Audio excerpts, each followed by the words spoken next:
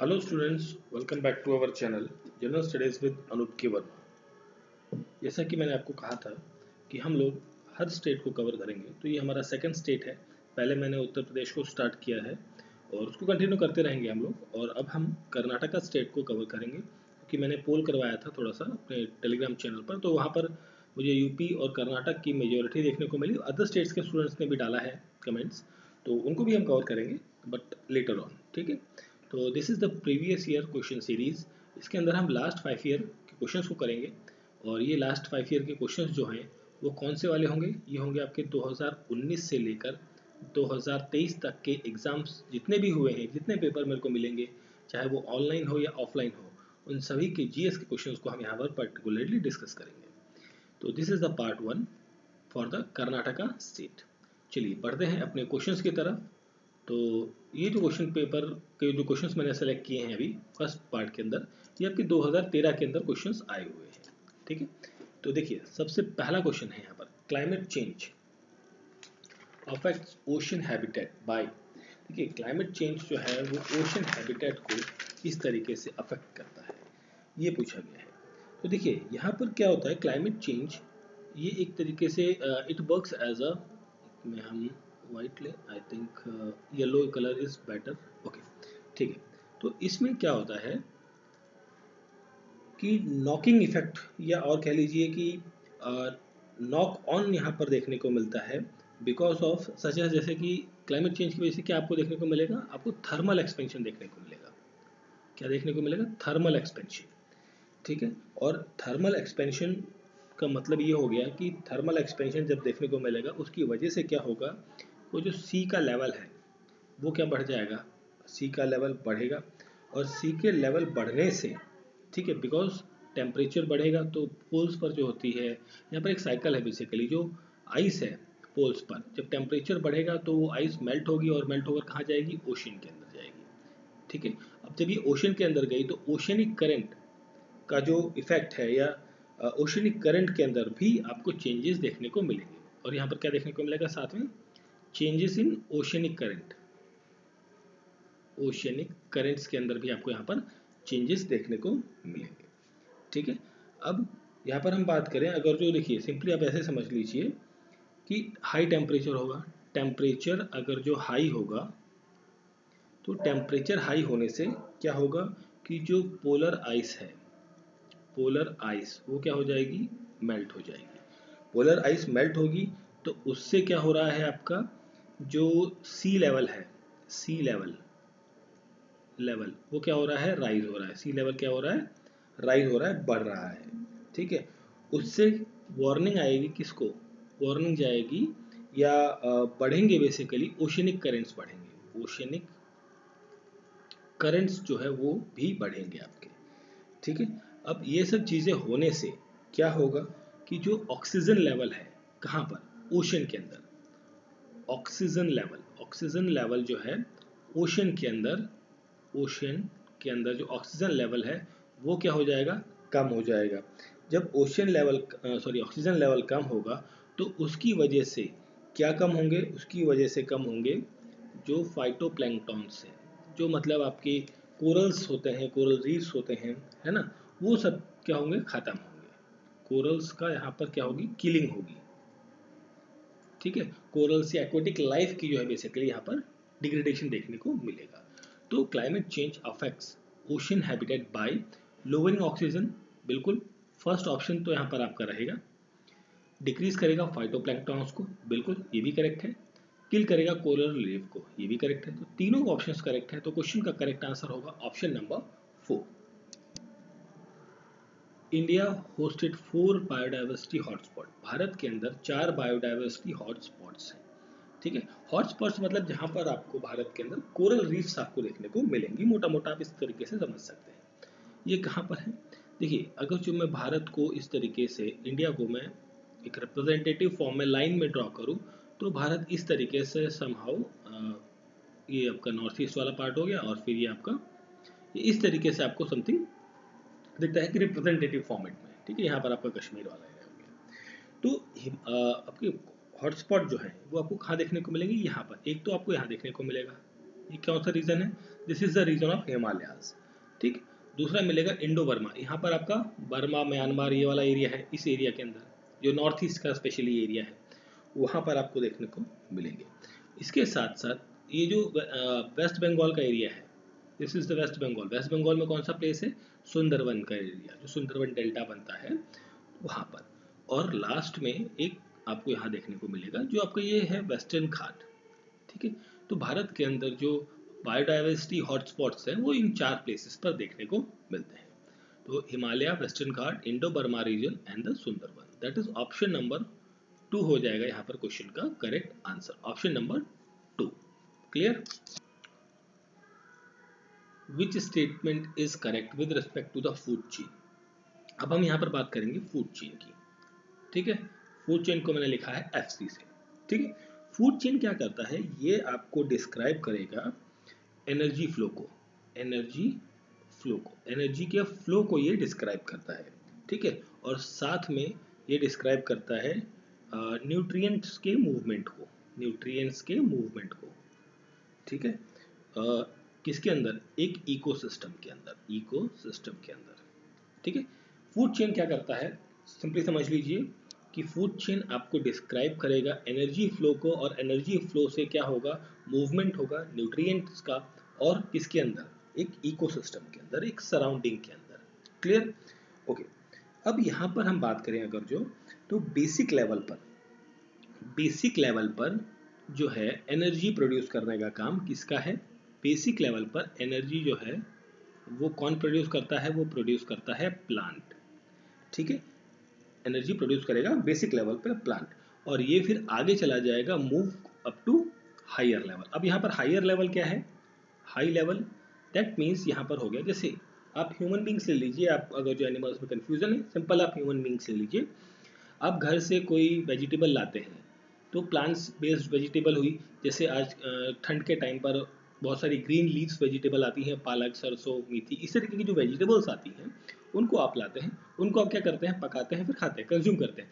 तो बेसिकली जो basic energy produce हुई प्लांट के द्वारा वो कहाँ गई? आप हायर लेवल एनिमल्स हैं, आप ह्यूमन बींग्स जो हैं या अदर एनिमल्स जैसे आपके फॉक्स हो गया, वुल्फ हो गया, टाइगर एनिमल, इस तरीके के जो एनिमल्स है वो क्या करते हैं? दीज आर द ओमनिवोरस, ये इंसानों को भी खाते हैं और जानवर को भी खाते हैं, अपने नीचे वाले एनिमल्स को भी खाते हैं। ठीक है। जैसे इंसान भी है, बहुत सारे लोग जो है वो नॉन वेजिटेरियन होते हैं, जो मतलब फिश वगैरह या चिकन वगैरह ये सब चीज़ें भी खाते हैं। ठीक है। तो बेसिकली यहाँ पर बेसिक एनर्जी लेवल आपको कहाँ से मिल रहा है? प्लांट से मिल रहा है। ठीक है। To higher. ठीक। अब यहाँ पर देखिए, अगर जो हम बात करें, ये तो हो गई एक चेन की बात, तो एक सिंपल एक चेन होती है जो आपने बचपन में बहुत पढ़ी होगी, है ना? एक होता है ग्रास। ग्रास से आपको एनर्जी मिली, किसको? ग्रास से मिली ग्रासोफर को, ग्रासोफर। ठीक है। जिससे आपके मतलब ये बरसात के टाइम पर जब बारिश होती है तो उस टाइम पर आपको घासों के ऊपर देखने को मिलेगा। इसे नॉर्थ इंडिया में आप आमतौर पे बचपन में हम लोग कहते थे हेलीकॉप्टर, है ना? तो ये वही चीज़ है, ग्रासोफर आपको देखने को मिलेगा। अब ग्रासोफर को कौन खाता है? ग्रासोफर को खाएगा फ्रॉग, जो आपका मेंढक है। और मेंढक को कौन खाएगा? आप ये समझ लीजिए स्नेक या पाइथन, कुछ भी मिल जाए, है ना सांप। और इसके बाद सांप को कौन खाता है? ईगल। ठीक है। तो ये एक तरीके से फाइनली हो गया, एक चेन बन गया, है ना? इसको इसने खाया, इसको इसने खाया, तो ये एक ट्रॉपिक लेवल से बढ़ता चला गया। ठीक है। अब with respect to food chain कौन सी चीज़ें यहाँ पर करेक्ट पूछी गई हैं वहाँ आते हैं। ये तो सब हो गई फूड चेन की कहानी। अब यहाँ पर बात करते हैं, every component of the food chain form a trophic level. बिल्कुल, हर फूड चेन जो है, मतलब देखिए, हर एक व्यक्ति की फूड चेन अलग होगी, व्यक्ति मतलब हर एक स्पीसीज की फूड चेन अलग होगी। ठीक है। तो उसका एक ट्रॉपिक लेवल बनता है, बिल्कुल ये करेक्ट है आपका। Inter relation between different food chains is known as food web. बिल्कुल ये भी करेक्ट है आपका। जो फूड वेब बनता है, मतलब देखिए, ग्रास से लेके ईगल तक का जो सफ़र है वो एक फूड चेन है। उसी तरीके से ह्यूमंस की हम बात करें तो ग्रास से लेकर ग्रास हो गया, फिर मान लीजिए ग्रास को किसने खाया? काऊ ने खाया। ठीक है। फिर काऊ ने खाया तो काऊ से क्या प्रोड्यूस हुआ? मिल्क प्रोड्यूस हुआ। वो मिल्क किसने लिया, ह्यूमंस ने लिया। तो मतलब इस तरीके की जो चेन्स है अलग अलग डिफरेंट स्पीसीज या एनिमल्स या मैमल्स के लिए, तो वो सारी मिलकर क्या बनाती हैं, इन दोनों का सबका एक इंटर रिलेशन है, वो सब बनता है food web. Clear? All the food chain, sorry, all the chains found by the nutritional relation are used to understand the energy flow, जो हमने अभी स्टार्टिंग में ही बात करी थी। ठीक है, तो तीनों करेक्ट है, तो क्वेश्चन का करेक्ट आंसर होगा option number D, all of the above. Option D होगा यहाँ पर क्वेश्चन का correct answer. The ability of a population to increase the understanding ideal environmental condition is called, so इसे कहते हैं बायोटिक पोटेंशियल। क्या कहते हैं? Biotic potential. अब बायोटिक पोटेंशियल जो है ये एक तरीके से डिफाइन होता है in terms of maximum reproductive power. Reproductive power, अब देखिए reproductive power, maximum reproductive power की जब हम बात करते हैं यहाँ पर, तो आपने बहुत सारे इंसेक्ट्स को देखा होगा, है ना, कि वो मल्टीपल्स में होते हैं। मतलब जैसे कॉकरोच है, एक बहुत कॉमन है कॉकरोच। ठीक है, तो एक कॉकरोच इतने सारे अंडे देता है कि बहुत सारे कॉकरोच फटाफट हो जाते हैं। मतलब एक रिप्रोडक्टिव पावर जो है यहाँ पर बहुत ज़्यादा देखने को मिलती है। ठीक है, कि भाई एक सिंपली आप ये समझ लीजिए कि एक इंसेक्ट है, वो हजारों की संख्या में अपने बच्चे जो है वो, या अंडे या बच्चे जो भी हैं, तो वो हर साल प्रोड्यूस करता है। और उसके कंपैरेटिव हम अगर जो बात करें, जो मैमल्स हैं, मैमल्स, ठीक है, मैमल्स या एनिमल्स, ठीक, ये इनके अंदर इतनी कैपेसिटी नहीं कि वो नंबर ऑफ बच्चों को एक साथ मतलब प्रोड्यूस कर सके। ठीक है, they are not able to produce,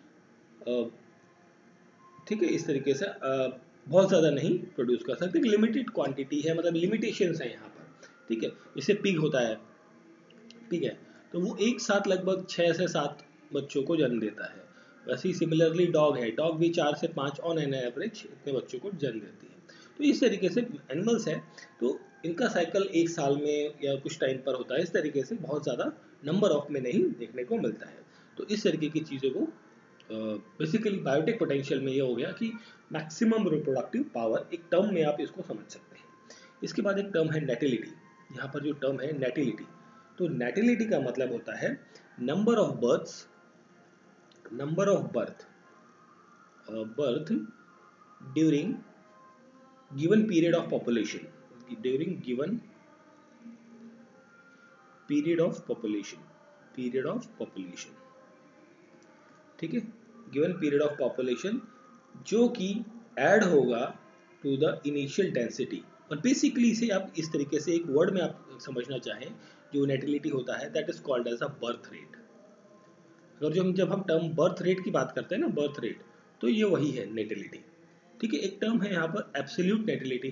तो एब्सोल्यूट नेटिलिटी होता है कि नंबर ऑफ बर्थ, मतलब जब हम यहाँ पर नंबर ऑफ बर्थ की बात कर रहे हैं इन आइडियल कंडीशन, जब कोई वहाँ पर डिग्रेडेशन ना हो, एक आइडियल कंडीशन हो कि भाई बच्चा पैदा हुआ है तो वो एक लंबा पर्टिकुलर एक 100 ईयर्स का टाइम पीरियड स्पेंड करेगा, या वट एवर जो भी जिस भी स्पीसीज का है उसके अकॉर्डिंग वो टाइम स्पेंड करेगा। वहाँ पर कोई कंपटीशन नहीं होगा, वहाँ पर जितना भी फूड और वाटर ये सब चीज़ों की जो एसेंशियल रिक्वायरमेंट है वो कंप्लीटली रहेंगी। तो वो होता है आपका एब्सोल्यूट नेटिलिटी। ठीक है, कैरिंग कैपेसिटी जो टर्म है ये स्पीसीज के टर्म में यूज़ किया जाता है। यहाँ पर एवरेज पॉपुलेशन साइज जो है इन अ पर्टिकुलर हैबिटेट, उसके बारे में यहाँ पर बात होती है। क्वेश्चन का करेक्ट आंसर है option number 3, biotic potential. Under which one of the following article of the constitution of India a statement of estimated receipt and expenditure. देखिए यहाँ पर एक टर्म बहुत ध्यान से देखिएगा, ये जो टर्म है estimated receipt and expenditure of the government of India has to be laid before the parliament in respect of every financial year। ठीक है, तो जो सरकार का खर्चा है, मतलब कितना खर्च किया, कितना कमाया through the taxes and various थ्रूज, सो उसके बारे मतलब वो चीज़ों को जो पार्लियामेंट है, संसद है, उसके पटल पर रखना एक पर्टिकुलर फाइनेंशियल ईयर के अंदर, तो ये किस आर्टिकल के तहत आता है, सिंपल ये पूछा गया है। पहले तो मैं इसका आंसर बताता हूँ आपको, ये आता है आर्टिकल 113 के तहत। ऑप्शन नंबर 4 होगा यहाँ पर करेक्ट आंसर। ठीक है, ABCD नहीं है, ऑप्शन 4 है। शायद मैं पिछले वालों में ABCD बोल गया हूँ, but sorry for that, option 4। ठीक है, अब यहाँ पर आर्टिकल, ये तो हो गई आर्टिकल 113 की बात। 110 नंबर आर्टिकल जो है वो आपका किसके बारे में बात करता है? It talks about the money bill. ठीक है, मनी बिल आर्टिकल नंबर 110 हो गया। इसके बाद हम बात कर ले थोड़ा आउटसाइड में, इधर 110 हो गया। इसके बाद एक आर्टिकल होता है 112, आपका लिखा हुआ है 112। 112 आर्टिकल जो है वो डील करता है एनुअल फाइनेंशियल स्टेटमेंट को, AFS। ये हो गया एनुअल फाइनेंशियल स्टेटमेंट के बारे में बात करता है। एक आर्टिकल होता है 117। ठीक है, 117 नंबर आर्टिकल, ये आपका फाइनेंशियल बिल्स के बारे में डिस्कस करता है। देखिए मनी बिल हो गया आपका 110, फाइनेंशियल बिल्स हो गए 117। अब देखिए मनी बिल और फाइनेंशियल बिल, दो स्टेटमेंट, दो वर्ड्स आ गए। यहाँ पर एक स्टेटमेंट हमेशा आपको याद रखनी है, स्टेटमेंट को रट लीजिए या जो भी है समझ लीजिए, क्योंकि कई बार डायरेक्टली और इनडायरेक्टली क्वेश्चंस में पूछी जाती है कि ऑल द मनी बिल, यहाँ पर लिखता हूँ मैं, ऑल द मनी बिल्स, ठीक है, आर फाइनेंशियल बिल। जितने भी फाइनेंशियल बिल्स, जितने भी मनी बिल्स हैं वो क्या होंगे? फाइनेंशियल बिल होंगे। बट यहाँ पर क्या होगा? All financial bills, finance bill जो है, जितने भी फाइनेंस बिल होंगे या फाइनेंशियल बिल होंगे, आर नॉट मनी बिल, वो क्या है? मनी बिल नहीं होंगे। ठीक है, मतलब देखिए वन वे ट्रैफिक है एक तरीके से, जितने भी मनी बिल हैं वो फाइनेंशियल बिल तो होंगे ही होंगे, बट सारे फाइनेंशियल बिल जो है वो मनी बिल होंगे। दिस इज नॉट एसेंशियल और this is not necessary. Clear? Okay. इसके बाद एक आर्टिकल आता है हमारा 113, चलो आंसर तो हो ही चुका है। ओके ठीक है, तो इतनी बात, ऑप्शन नंबर डी हो जाएगा, 4 हो जाएगा correct answer. Biodiversity forms the basis of human existence in the following veg. Biodiversity forms जो है वो ह्यूमन एग्जिस्टेंस को किन किन तरीकों से बताते हैं। चलिए अब यहाँ पर हम बात करें तो बायोडाइवर्सिटी जो है एक वैरायटी ऑफ लिविंग ऑर्गेनिज्म है, जो कि बायोडाइवर्सिटी का मतलब ही यही होगा कि लिविंग ऑर्गेनिज्म जो डिफरेंट काइंड की है, डिफरेंट स्पीसीज की है, वो कहाँ रह रही है? प्लैनेट अर्थ पे रह रही है। जिसके अंदर देखिए डाइवर्सिटी के अंदर चीज़ें इंक्लूडेड हैं, जैसे कि कौन कौन से लोग इंक्लूडेड हैं? जैसे कि आपका टेरेस्ट्रियल जो लोग रहते हैं, जो ज़मीन पर रहते हैं बेसिकली, टेरेस्ट्रियल हो गया। पानी के अंदर मरीन वाले हो गए आपके लोग, ठीक है। ये अदर एक्वेटिक इकोसिस्टम, ये सारे इसके अंदर इंक्लूड होते हैं, जो कि हेल्प करते हैं टू बूस्ट इकोसिस्टम की, मतलब इकोसिस्टम प्रोडक्टिवली। ठीक है, मतलब इकोसिस्टम को अच्छे से वो वर्क कर सके, उसके लिए ये हेल्प करते हैं। ठीक, अब यहाँ पर हम बात करें अगर जो उसके एग्जिस्टेंस की, तो उसके लिए बहुत सारी चीज़ें आती हैं। तो उसके लिए सॉइल फॉर्मेशन तो आता ही आता है, ठीक है, सॉइल फॉर्मेशन आता है, प्रिवेंशन ऑफ सॉइल इरोजन भी होगा, रिसाइकलिंग ऑफ वेस्ट होगा, पॉलिनेशन ऑफ क्रॉप होगा। इन चारों के अलावा भी अगर जो हम बात करें तो यहाँ पर न्यूट्रिएंट स्टोरेज, यहाँ पर हम बात करें न्यूट्रिएंट स्टोरेज, ठीक है, एंड रिसाइकलिंग भी आपकी रहेगी। ठीक है, और पोल्यूशन ब्रेकडाउन आपको देखने को मिलेगा, पोल्यूशन ब्रेकडाउन। देखिए ये 4 पॉइंट्स तो हैं ही, बट इसके साथ में अगर जो कुछ और पॉइंट्स कभी ऐड कर दिए जाए क्वेश्चन में, तो वो भी आपको थोड़े से आइडिया होने चाहिए। पोल्यूशन ब्रेकडाउन एंड एब्जॉर्प्शन, तो ब्रेकडाउन हो गया तो भाई वो एनवायरनमेंट या इकोसिस्टम के अंदर वो एब्जॉर्ब भी होना चाहिए। इसके बाद सॉइल फॉर्मेशन तो आपका हो गया है। फिर यहाँ पर आपका आता है प्रोटेक्शन ऑफ वाटर रिसोर्सेस, ठीक है, वाटर रिसोर्सेज का प्रोटेक्शन करना, and food is also a part of this. Medicinal purposes के लिए भी बहुत सारी चीज़ें आपको यहाँ देखने को मिलेंगी, ऑर्नामेंटल प्लांट्स भी आपको यहाँ पर देखने को मिलेंगे। तो ये सारी चीज़ें आपकी रहती हैं ह्यूमंस के लिए for the in the biodiversity. ठीक है, तो क्वेश्चन का यहाँ पर जो करेक्ट आंसर हो जाएगा that will be the option number 4 A B C D, all the statements are the correct one. Which among the following factors are responsible for the rapid growth of sugarcane in South India as compared to the North India? अब देखिए यहाँ पर एक comparative chart थोड़ा सा आपको समझना होगा।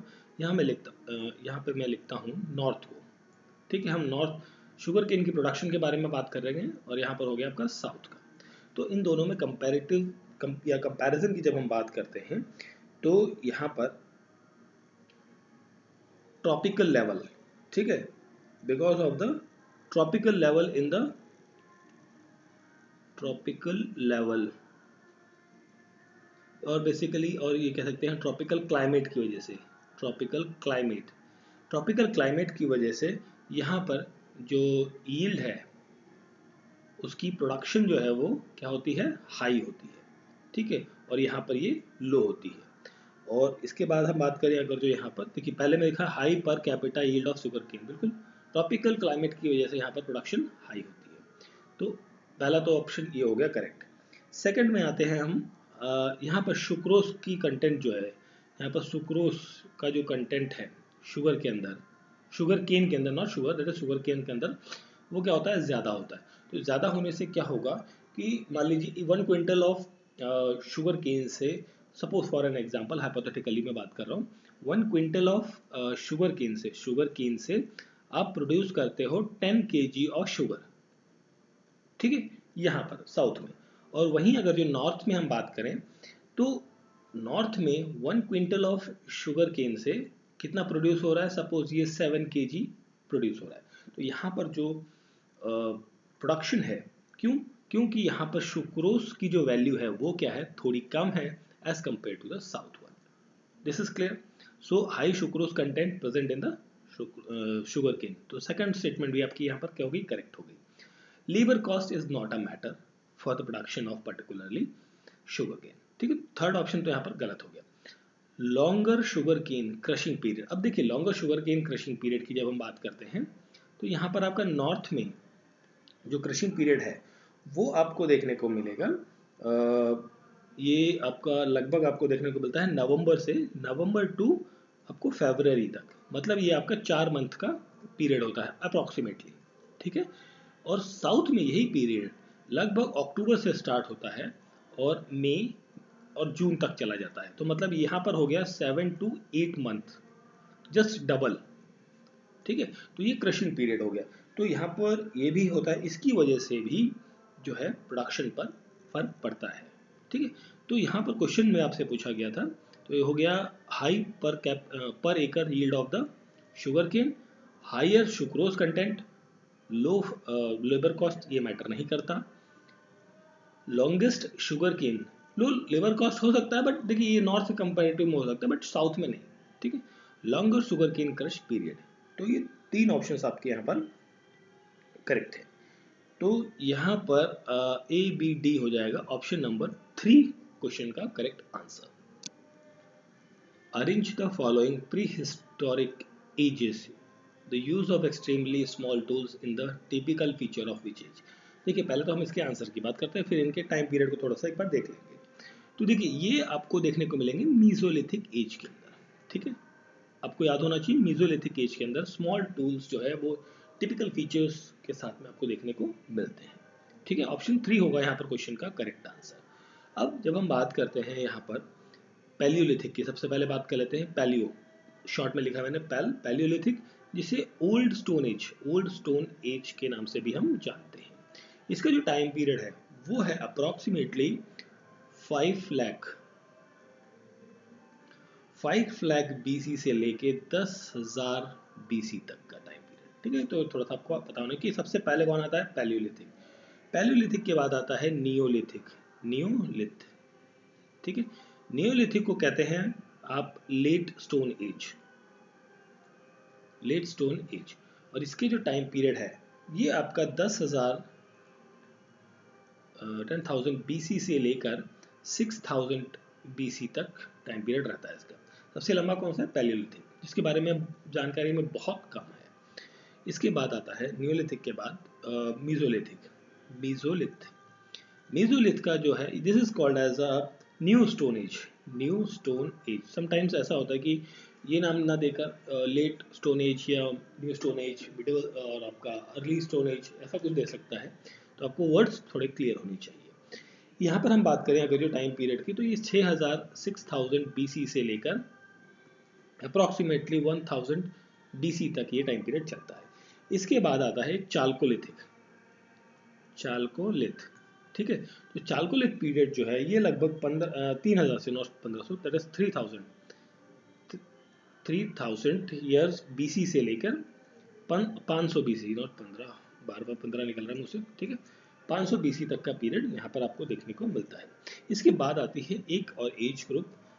देखिए चालकोलिथिक को ना हम एक और नाम से जानते हैं जिसे आप कॉपर एज भी कहते हैं, copper age, copper age, copper और स्टोन एज, है ना, कॉपर एंड स्टोन एज के नाम से भी हम इसे जानते हैं। एक आते हैं फिर इसके बाद आयरन एज, आयरन एज, ठीक है। तो आयरन एज का जो टाइम पीरियड था वो था 1500 बीसी से लेके 200 बीसी तक, 200 बीसी, ठीक है। तो ये टाइम पीरियड थे डिफरेंट जो आपको थोड़े से आइडिया होने चाहिए। Clear? Okay, this is the match of the following question. इसको हम डायरेक्टली आंसर को देखेंगे। प्रधानमंत्री उज्ज्वला योजना ये किस चीज से रिलेटेड है? उज्ज्वला योजना मतलब हम बात कर रहे हैं यहाँ पर गैस सिलेंडर की। जो एलपीजी गैस सिलेंडर्स होते हैं उनको सब्सिडाइज रेट पे या फ्री में बेसिकली इस योजना के तहत करेक्शन दिए गए, उसके बाद फिर उनको सब्सिडी भी दी जाती है अलग अलग टाइम पीरियड पर। तो ये कब लागू हुई थी? ये शुरू हुई थी 1 मई 2016 को।